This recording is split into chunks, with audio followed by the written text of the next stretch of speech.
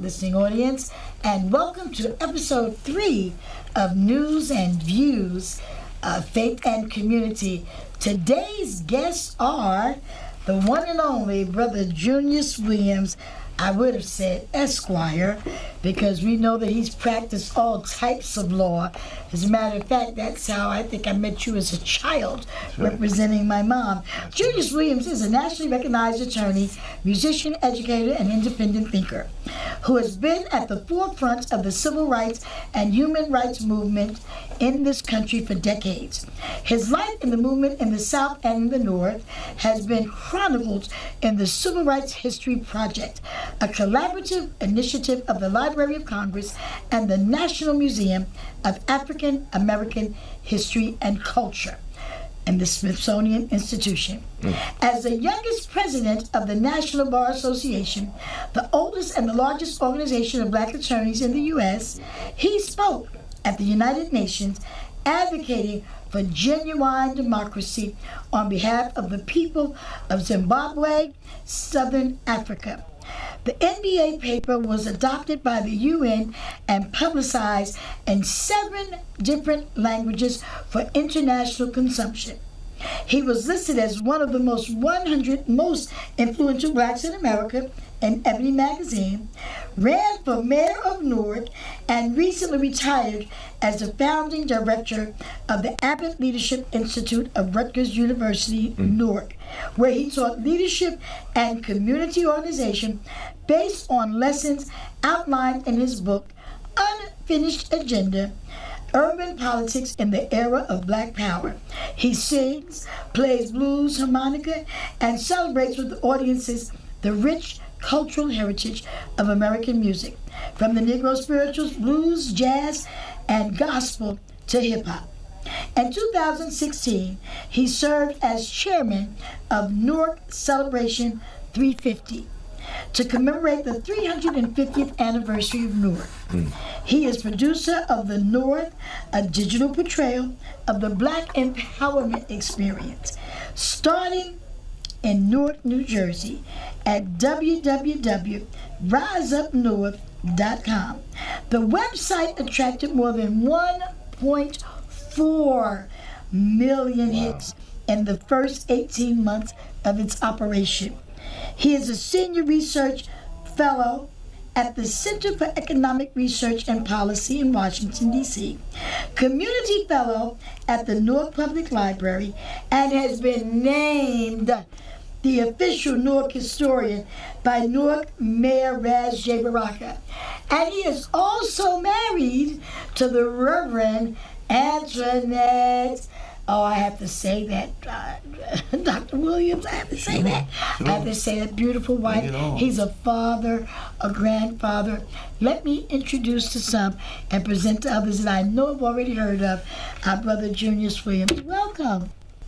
Thank you for having me. And joining me is my co-host today. He just got promoted. Brother Lawrence Ham, human and civil rights activist, humanitarian, and public speaker. And Lawrence Ham, I know I cut it down. I can't read the whole chairman thing. Of the people Chairman of the People Organization for That's Progress. enough. But I am going to read this first paragraph. Okay. Has been a relentless advocate for African Americans and the cause of human rights and civil rights for all oppressed people for more than 54 years. Come on, Pop. Yeah, right. Come on, Pop. You got to say that, because people need to know. 54 years ago, Pop was founded. People need to know that you've been in the movement all these years. People are going to find out today exactly where your journey started, and I'm going to let you tell the story, because as they say in church, you can't tell it like I tell it. Amen. Can't nobody tell it like you tell it. We're going to first hear from my brother Junius Williams, knowing that this is the month of February, and I thought that it would be so appropriate. We've had a mayor on this show, Mayor Baraka. We've had Imam Dawal Haq as a guest, the Imam resident, because this is also Ramadan begins in this month. We've had Reverend Aisha K. Marable as a guest. And how appropriate is it for us to have 2 of the most outstanding historians? They are walking history books for real, without a script. I would like to ask Brother Junius Williams, what is Black history to you? Well, first, thank you for having me Yes, sir. and for being here with my brother. And one of your former clients. That's true. It is true, isn't it? Yes. A long distance runner. Literally. This man runs. And he's out here championing for other folks, which is what I love about him. So what does it mean to me? It means we got caught short 11/12 of the year in one sense. But it does mean that there's some good programs in February. You got to just keep your book clean so that you can go, because you don't know who's going to have something to say. And that's fortunate that we get a chance to strut our stuff, so to speak, because we are a resilient people. We're the most resilient people in the United States of America. Who else came from within Africa, someplace in Africa? Started on the West Coast, but as they ran out of people to enslave, they had to go further and further into the interior, march those people out hundreds of miles, bring them to the slave dungeons. I went into one of those dungeons in Ghana, and they stayed in there for months with very little light. They had just enough air in there, just enough food to keep them living for the next journey, part of the journey. Get on the slave ships.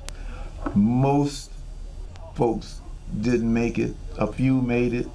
Come over here, withstand 400 years, 250 years of slavery plus another 100 years of Jim Crow segregation, and here we are today. We're still here. Like my friend Leon Lumpkin used to say, we're still here just by his love. My enemies tried to drown me. You better sing. Flooded my life with misery, but God wouldn't let them keep me down. Instead, he lifted me All right. to higher ground. Look at us. Go ahead, brother. Look at us. We're still here. That's No right. matter what they have done to us, That's right. we're still here. Our young people, what does this month mean to me? It's a chance for folks to relive some of the experiences that our ancestors had, and we ought to know more about that, because it'll make us even more tough, even tougher. So that's what it means to me. It's a chance for old folks like me and him to talk to some not so old folks, some young folks like you, Lord help me. I'm going to bring the real young folks on shortly. and some real young folks to teach them, because we're still here, but we got a long ways to go. Indeed. Now that was a shortcut for idea, Brother Junius, because that was such a broad question. I'm sure that if I were to ask a specific question about African American history, and just picked an era, which I'm getting ready to do with our dear brother Larry Ham, at the University Hospital, groundbreaking. Brother Junius Williams got up in front of a group of people and gave a 20-minute history lesson. Wow. At least 20 minutes, and said some things that people probably did not know. He mentioned some names like Oliver Lofton and Louise Epperson, and based on what was Harry going Wheeler. on, Harry Wheeler. He mentioned these names, which again, and I'm going to say this every show, which is why this show is so important for us, because there are names that, like, so there's some people coming on, Rahman Muhammad, there's some people that are coming on the show. I'm in Dorian Murray. There's some young folks that I'm going to bring some teenagers on, because people need to hear from What they all have to perspectives. say. This is Yeah. not just, Kenny Taylor had an intergenerational show. Right. She called it Seniors in Action, but everybody, you was on there as a teenager. So this is what this has got to be. It's got to be about the information. So if I were to pick an era and say, what did, and I can say the 60s, that was around their time, because we're in 2026 now. If I had to do a comparison and ask you a question about 2026 and 1967 with history in our time. Let's go from 1967 to 2026. That's a long period of time. What did Black history mean to you in 1967? And what does it mean to you in 2026? Go ahead. Well, first of all, I'm glad to be here with you, Yes. Councilwoman Roundtree, Reverend Roundtree, and my mentor, Junius Williams, who I have known for 56 years. I met you in 1971 Okay. after I was appointed You trying to remember to that? the school board. I met you right after I was appointed to the school board. Mayor Gibson hired me as his aide, and you were working then. You had the office. Was it Model Cities? Mm-hmm. You were in Wow. charge. He was in charge of Model Cities. So he was somebody I looked up to because I was in a little cubicle. He had a nice big old office, you know. I was like, I want to be like him. And I'm one of his former clients. Junius Williams got me out of jail. Wow. Yes, You and a whole bunch I of was other I folks. was arrested at a city council meeting in December of 1974. Was dragged out by the police. And I didn't even know there was a tunnel that connected City Hall to the police jail. department, to the jail. Found out that day, huh? Yeah, I found out that day. They put me in jail. They said, you got one phone call. I said, call my wife. I called my wife. I told her, call Julius Williams. Come get me out of jail. And he got me out. And we went to trial, and the charges were dropped. Wow. So I will be in Junius debt for a long, long time. But in terms of 1967 to 2026, I mean, I was born in 1953. Jim Crow was still the law of the land. Mm-hmm. And there was no Black History Month.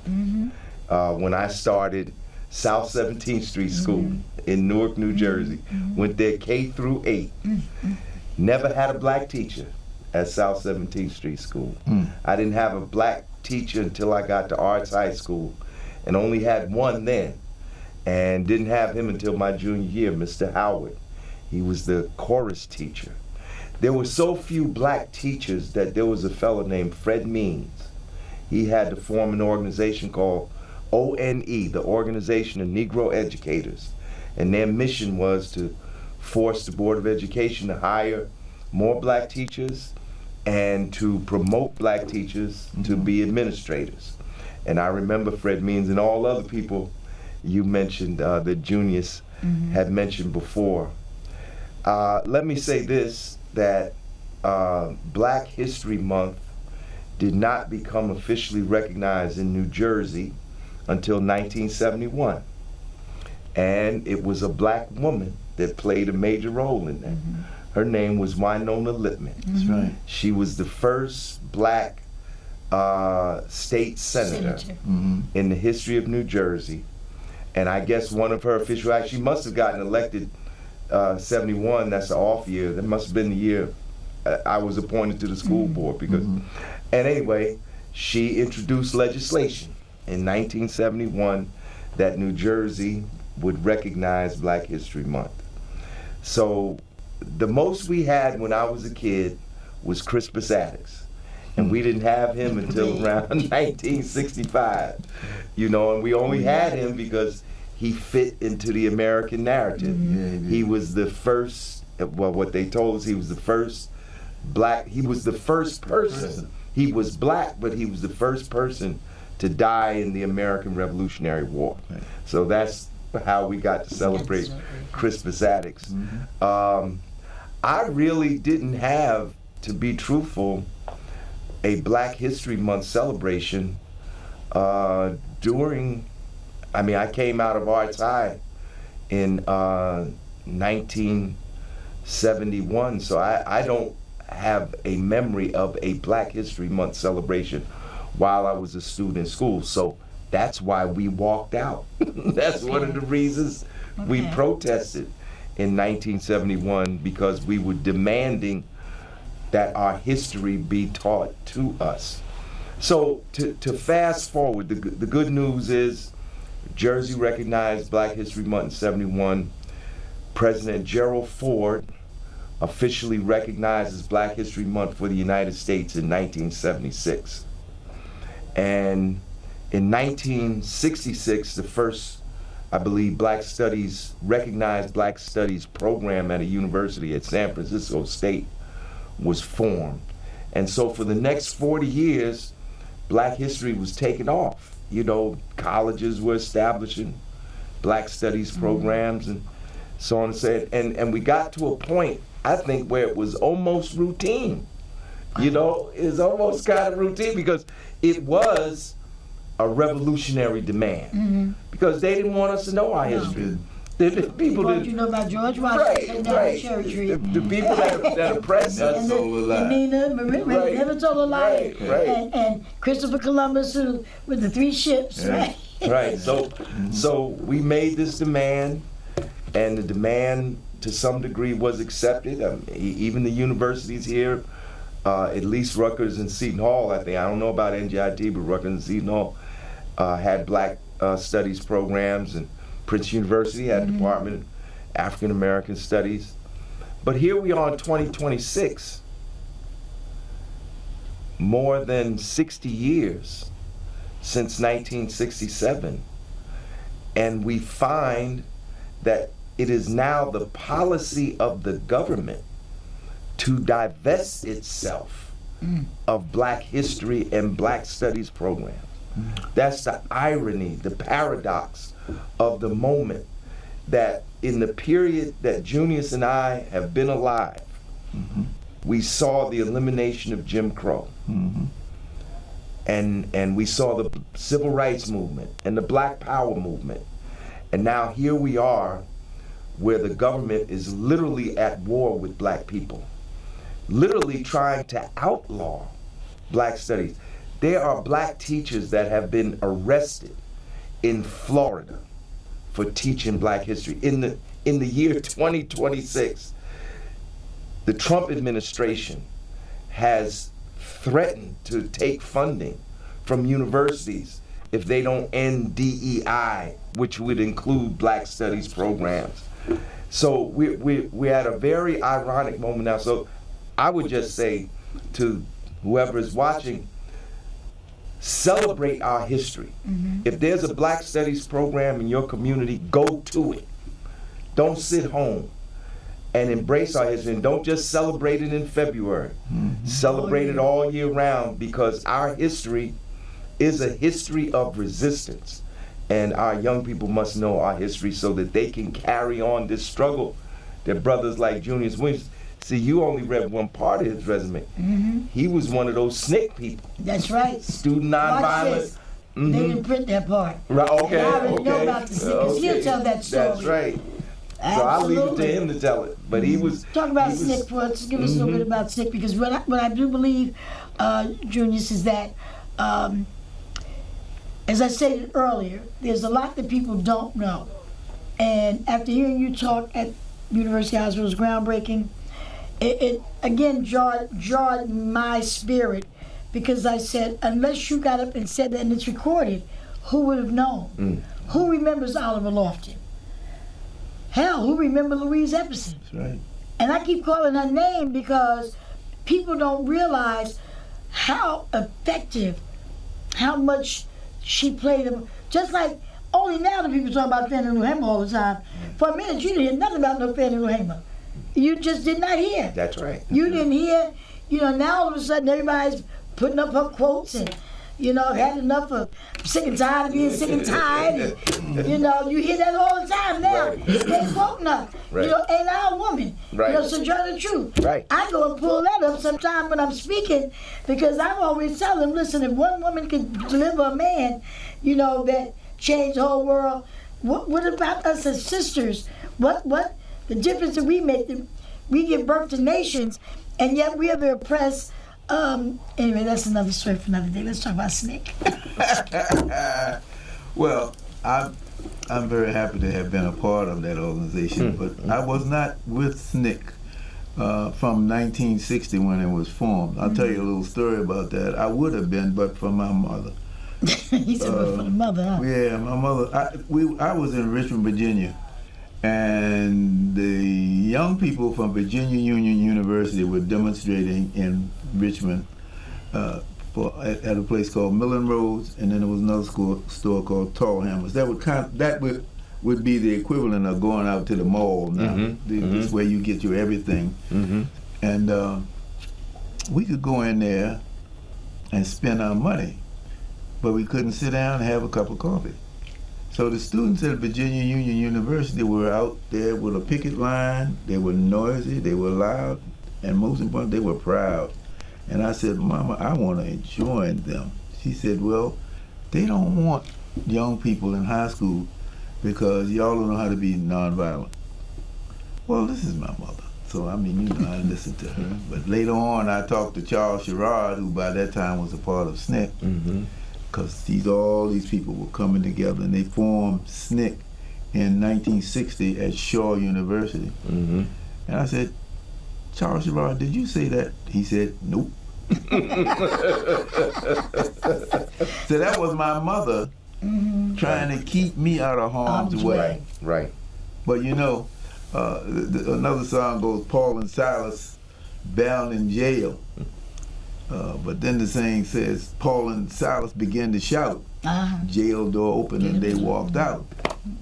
I heard the shout there in Richmond. And even though she sent me away to school in Massachusetts, that shout was still in my mind. Your destiny. That's what it was. It was calling me. So my first organizational contact with SNCC was at a little college called Smith College. It was a women's college up in Massachusetts. And I heard the SNCC Freedom Singers.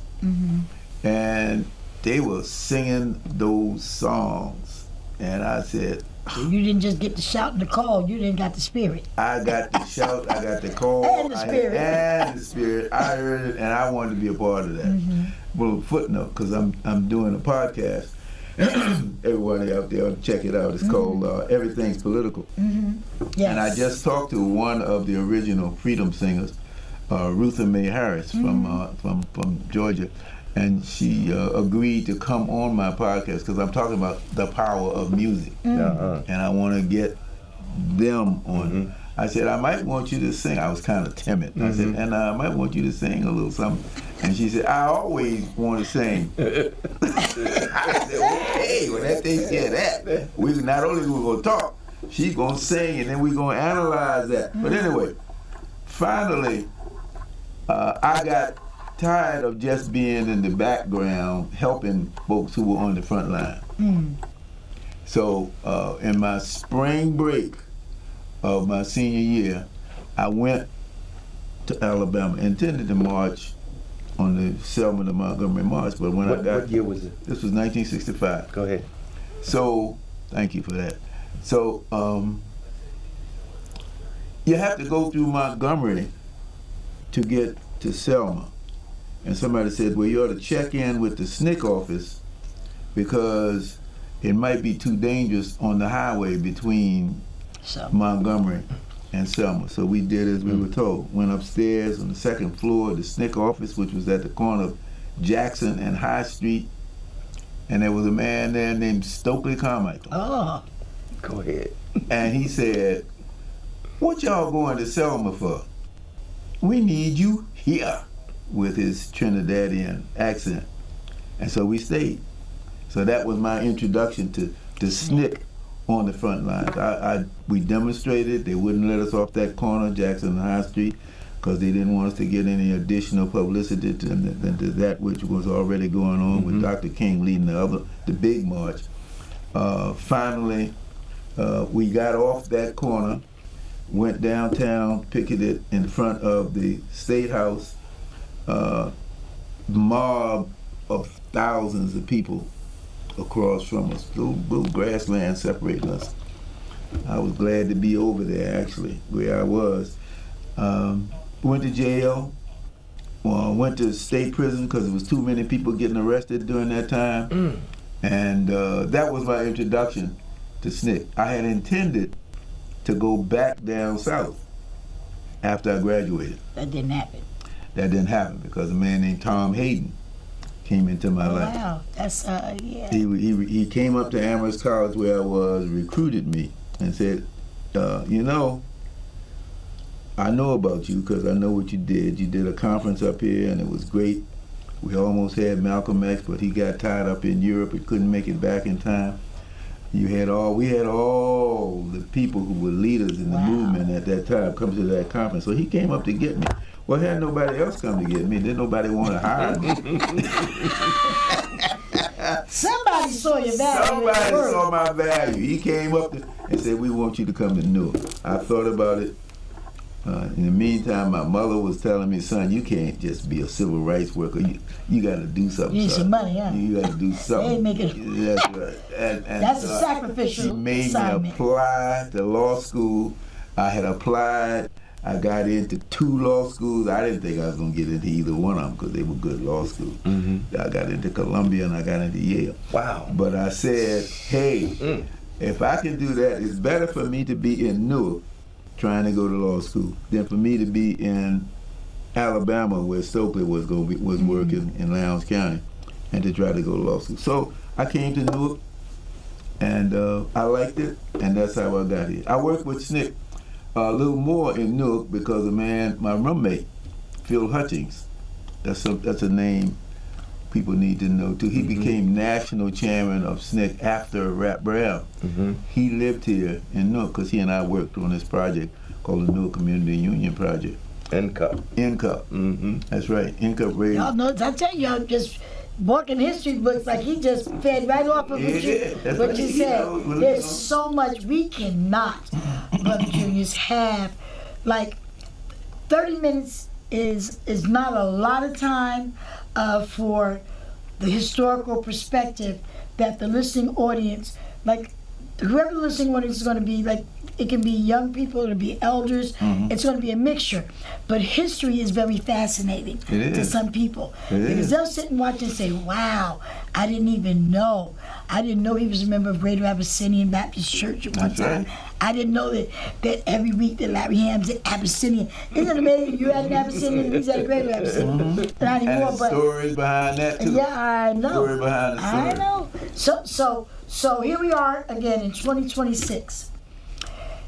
Larry Ham, I've been in audiences where you have started speaking from the 1600s and ended up in 2026. I'm not joking. He can do it. He spoke at my church for Black History, and you know, sermons normally about 30 minutes, right? And it was on a Sunday morning, and a pastor at the time, which is since retired, I was really concerned because Ham had been bad. It was already going on an hour speaking, right?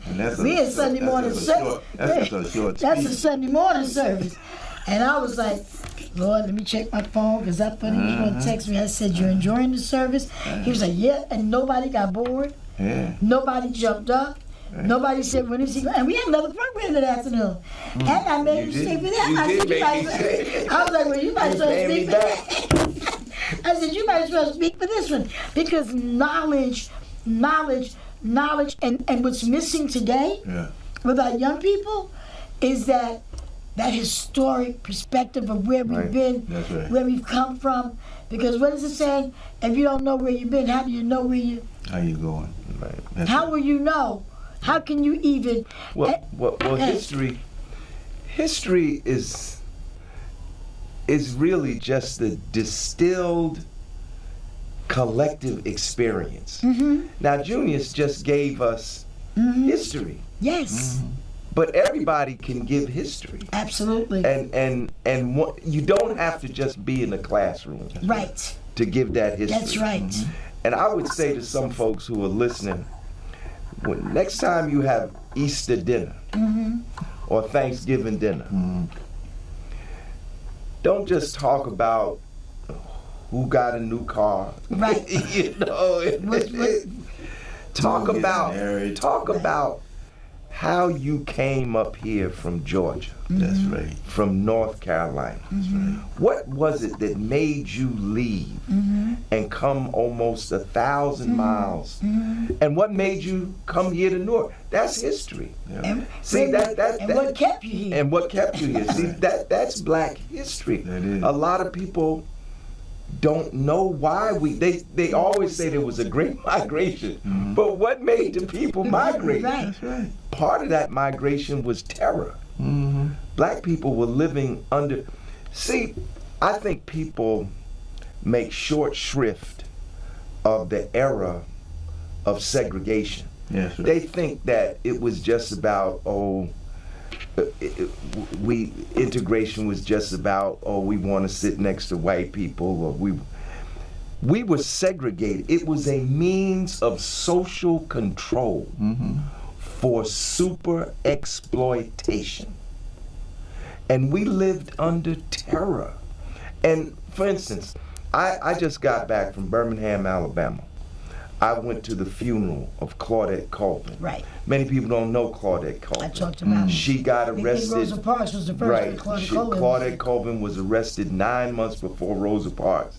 And she was arrested she was 15-year-old sophomore at Booker T. Washington High School.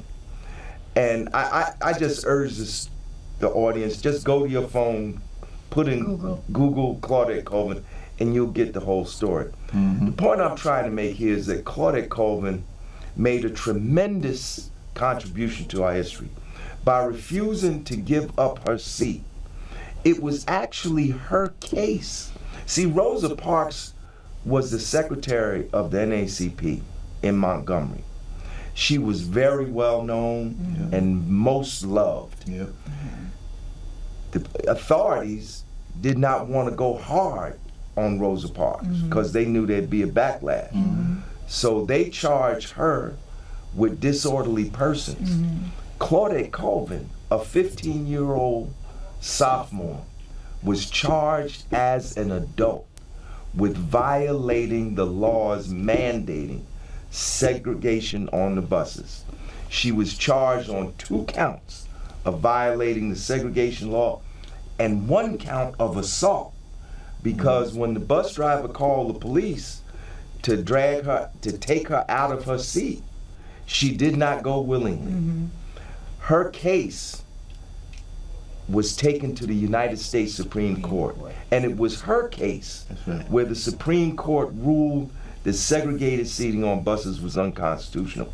But what happened to Claudette Colvin after that? Right. She had to leave Montgomery. Yes. What happened to Rosa Parks? She had to leave. She had to leave. Rosa Parks went to Detroit, and Claudette Colvin came to New York. That's right. A lot of our people, we don't talk about it, and one of the reasons we don't talk is so painful. It's so painful. But if you really want to reach young people, don't try to read to them, talk to them. Yes. Tell them what you went through, how you got here, who helped you, and how you got where you are today. That's history. And that's as much history as the history that's in the book. And the terror that you talk about. Yes. Terror. If you divide a line between the old and the young, the older people and the younger people in the black community, some of us grew up under apartheid, which was the not voluntary but forced separation of the races. As he said, most of the people, the younger people, never knew apartheid. They think of apartheid, that was something over there in South Africa and was bad, but segregation is what we had. And, well, it was apartheid. That's what we had. Claudette Colvin, good example, the way they came down on her. But we don't understand, therefore, how some of us who are the older folks and I include you in. I am old. You are old. I'm a grandfather. Even though you mostly young grandfather. Even though mostly you grew up in the unapartheid period, you know about it and you experienced it for other reasons. Yes. Because you put yourself in a position where those same forces came down on you.